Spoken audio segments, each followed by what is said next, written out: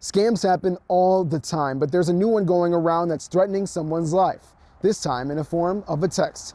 I'm your Green Bay neighborhood reporter, Andrew Amuzu, with a warning from police so you don't become a victim of this scam. Have you worked with them? What's the relationship? Is it out of the blue? Did you sign up for something? So let's just start asking those kind of questions. Questions to think about so you don't become the next victim of a scam. Do not respond. Whatever you do, don't respond to them. Now there's a warning from Green Bay police about a new scam making the rounds. Police posted on Facebook a warning about a scam that contains threats of violence and graphic photos. Also mentioning the scammers are threatening assassination of the individual receiving the text if that person does not reply within an hour. Our officers and detectives looked into it.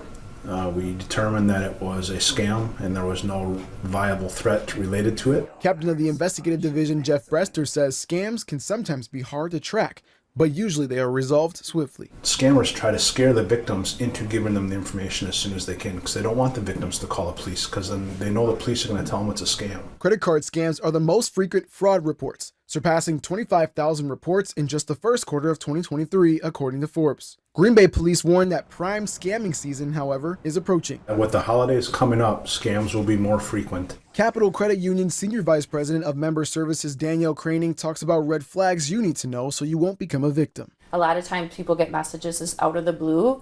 That's going to be your first red flag. Second biggest one is as soon as they start asking for personal information. Craning says if it's a company you already do business with, they already have your personal information. She says be extra cautious before answering a text. They're very persistent.